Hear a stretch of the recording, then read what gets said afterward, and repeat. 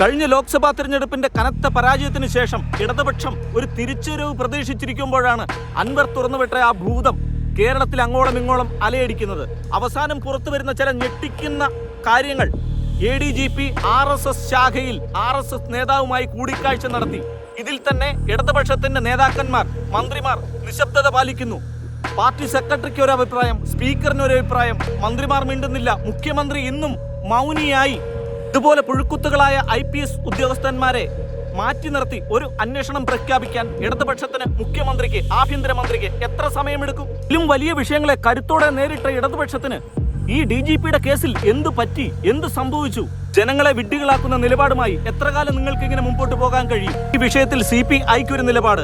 MM മണി ഈ വിഷയത്തിൽ ഒരക്ഷരവും ഇതുവരെ പ്രതികരിച്ചു കണ്ടില്ല. സീനിയർ നേതാക്കന്മാരായ തോമസ് ഐസക്, MA ബേബി, ഇതുപോലുള്ള മറ്റ് പല പ്രശസ്തരായ നേതാക്കന്മാരും അവര് ഒക്കെ മൗനികളായിട്ടിരിക്കുന്നതിന്റെ ഉദ്ദേശം അതാണ് ജനങ്ങളിൽ സംശയം ഉളവാക്കുന്നത്. പുറത്തുനിന്ന് നമ്മൾ ഇടതുപക്ഷത്തെ വീക്ഷിക്കുമ്പോൾ സഖാവ് VS അച്യുതാനന്ദന് ശേഷം തെക്കൻ സൈഡിൽ നിന്നുള്ള പല നേതാക്കന്മാരെയും ഒഴിവാക്കി അവഗണിക്കേണ്ടി വരുന്ന ഒരു അവസ്ഥയിലേക്ക് നമുക്ക് നോക്കുമ്പോൾ പ്രകടമായി കാണാൻ സാധിക്കുന്നു. അതിന് ഉദാഹരണമാണ് political secretary P Sasi Kannur, Pinarayi Vijayan Kannur, Govindan മാഷ് കണ്ണൂർ, P ജയരാജൻ കണ്ണൂർ, ഇപ്പോൾ വന്നിരിക്കുന്ന കൺവീനർ കോഴിക്കോടുകാരൻ. ഇതുപോലുള്ള തെക്കൻ സൈഡിൽ നിന്നുള്ള ഏത് നേതാക്കളെയാണ് നിങ്ങൾ വളർത്തിയെടുക്കുന്നത്, പ്രൊമോട്ട് ചെയ്യുന്നില്ല. ഇതിന്റെ തിക്തഫലം നാളെ ഇടതുപക്ഷം അനുഭവിക്കേണ്ടി വരും. കഴിഞ്ഞ പിണറായി വിജയൻ സർക്കാരും ഈ സർക്കാരുമായിട്ടുള്ള ഒരു താരതമ്യത്തിലൂടെയാണ്.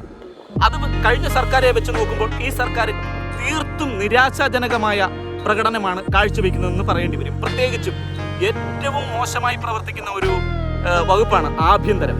ആഭ്യന്തരത്തെക്കുറിച്ച് PV അൻവർ തുറന്നു കാട്ടുക തന്നെ ചെയ്തു. എന്നിട്ടും ഈ പ്രസ്ഥാനം, ഈ വകുപ്പ് പഠിക്കുന്നില്ല എങ്കിൽ കഴിഞ്ഞ ലോക്സഭാ തെരഞ്ഞെടുപ്പും അസംബ്ലി തെരഞ്ഞെടുപ്പുമായിട്ടുള്ള പ്രകടമായ വ്യത്യാസം ഉണ്ട് എന്നുള്ളത് മനസ്സിലിരിക്കെ തന്നെ ഇടതുപക്ഷത്തിൽ നിന്ന് ഒരുപാട് വോട്ടുകൾ ചോർന്ന് BJPയിലേക്ക് പോയതിന്റെ പ്രധാന ഘടകം എന്താണ് എന്ന് ഇവർ ഇതുവരെ ആലോചിച്ച് കണ്ടുപിടിക്കാൻ പറ്റുന്നില്ല.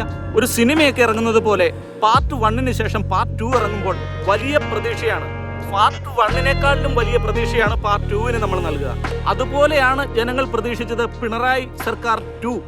പക്ഷേ വളരെ നിരാശാജനകമായ ഭരണം പല രംഗങ്ങളിലും കാഴ്ചവെക്കുന്നു.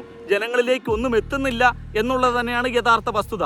ഉദാഹരണം പറഞ്ഞാൽ കഴിഞ്ഞ ലോക്സഭാ തെരഞ്ഞെടുപ്പിൽ ഇലക്ഷൻ വരുന്നതിന് തൊട്ട് മുമ്പാണോ അറിയുന്നത് ക്ഷേമ പെൻഷൻ കൊടുത്തിട്ടില്ല, 6 മാസത്തെ ക്ഷേമ പെൻഷൻ കുടിശ്ശികയുണ്ടെന്നൊക്കെ? തൃശ്ശൂർ പൂരം നടന്നതും ലോക്സഭാ ഇലക്ഷന് തൊട്ട് മുമ്പാണല്ലോ. ആ സമയത്ത് ആഭ്യന്തര പാളിച്ച ഇതുവരെ ഒന്ന് അനലൈസ് ചെയ്യാൻ ഈ മാർക്സിസ്റ്റ് പാർട്ടിക്ക് സാധിച്ചില്ലെങ്കിൽ അത് ഈ പാർട്ടിയുടെ വളരെ വലിയ പിടിപ്പുകേട് തന്നെയാണ്. അതൊക്കെ തുറന്നു കാട്ടാൻ ഇടതുപക്ഷ മൂല്യം ഉയർത്തിപ്പിടിക്കുന്ന, ഇടതുപക്ഷം ഈ സമൂഹത്തിൽ നിന്ന് കാണണമെന്ന് ആഗ്രഹിക്കുന്ന അൻവറിനെ പോലുള്ള ഒരു നേതാവ്, KT ജലീലിനെ പോലുള്ള ഒരു നേതാവ് വരേണ്ടി വരുന്നു എന്ന് പറയുമ്പോൾ ഇനിയും 2-2.5 വർഷക്കാലം കൂടിയുണ്ട് അസംബ്ലി തെരഞ്ഞെടുപ്പിനെ മുന്നിൽ കാണാതെ ജനങ്ങൾക്ക് ഉപയോഗപ്രദമായ നന്മ ചെയ്യുന്ന പല കാര്യങ്ങളിലും ഊന്നി ശ്രദ്ധ കേന്ദ്രീകരിച്ച് നിങ്ങൾ ഇടതുപക്ഷത്തിൻ്റെ അല്ലെങ്കിൽ ഗവൺമെൻറ്റിൻ്റെ പ്രവർത്തനം മുന്നോട്ട് കൊണ്ടുപോകുന്നു എന്ന് ജനങ്ങൾക്ക് തോന്നുന്നുണ്ടെങ്കിൽ അടുത്ത പ്രാവശ്യവും നിങ്ങളെ ജനങ്ങൾ സ്വീകരിക്കും. ഇല്ല എങ്കിൽ ഈ സോഷ്യൽ മീഡിയയിലൂടെയും മറ്റ് മാധ്യമ പ്രവർത്തനങ്ങളിലൂടെയും ആൾക്കാർ നിങ്ങളെ കൊഞ്ഞനം കുത്തും. അത് കാണേണ്ടി വരുന്ന ഒരു സാധാരണ മനുഷ്യൻ്റെ അവസ്ഥ, സാധാരണ ഇടതുപക്ഷത്തെ സ്നേഹിക്കുന്ന ആൾക്കാരുടെ അവസ്ഥ. അതേപോലെ തന്നെ കഴിഞ്ഞ പിണറായി സർക്കാരിൽ MLA ആയിരുന്ന ഷംസുദ്ദീന് പകരം റിയാസിനെ മന്ത്രിയാക്കിയതിലൂടെ എന്ത് സന്ദേശമാണ് ഈ സമൂഹത്തിന്, ഇടതുപക്ഷത്തിന് എന്ത് ബെനിഫിറ്റാണ് അതുകൊണ്ട് ഉണ്ടാകുക എന്ന് ഇവർ സ്വാഭാവികമായിട്ടൊന്ന് ആലോചിച്ചുകൂടെ? മന്ത്രി റിയാസ് വളരെ ചെറുപ്പം തൊട്ടേ ഈ പ്രസ്ഥാനത്തിന് വേണ്ടി ഒരുപാട് ത്യാഗം ചെയ്തിട്ടുണ്ട്. സമരങ്ങളിലൂടെ അദ്ദേഹം ഒരുപാട് കാര്യങ്ങൾ ചെയ്തിട്ടുണ്ട്. പക്ഷേ ഒരു മുസ്ലിം നാമധാരിയായ മന്ത്രി വേണം എന്ന് ഇടതുപക്ഷത്തിന് തോന്നുന്നുണ്ടെങ്കിൽ അത് ഷംസുദ്ദീനെ ആക്കാമായിരുന്നു. അവിടെ യാതൊരു പ്രശ്നവുമില്ല. മന്ത്രി മരുമകൻ റിയാസ് വേണമെന്ന് യാതൊരു നിർബന്ധവുമില്ല കേരളത്തിന്. ഷംസുദ്ദീൻ കഴിവുള്ള മനുഷ്യൻ തന്നെയല്ലേ?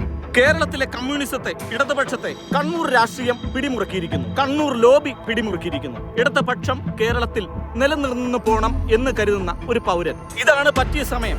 ഈ സമയത്തെങ്കിലും തുറന്നു പറയാൻ ചിലതൊന്നും സാധിച്ചില്ലെങ്കിൽ ഈ പ്രസ്ഥാനത്തോട് ചെയ്യുന്ന ഒരു മര്യാദകേടായിട്ട് മാറും എന്നുള്ളത് കൊണ്ട് മാത്രം ചില കാര്യങ്ങൾ പറഞ്ഞു പോകും. ഒരു സഖാക്കളും ഒരു നേതാക്കന്മാരും ഒരു സാധാരണ മനുഷ്യനും ഇവിടെ ആദർശങ്ങൾ പണയം വെച്ച് അടിയറ വെച്ച് ജീവിക്കേണ്ട അവസ്ഥ വരുന്നില്ല എന്ന് ഉറപ്പുവരുത്തണം.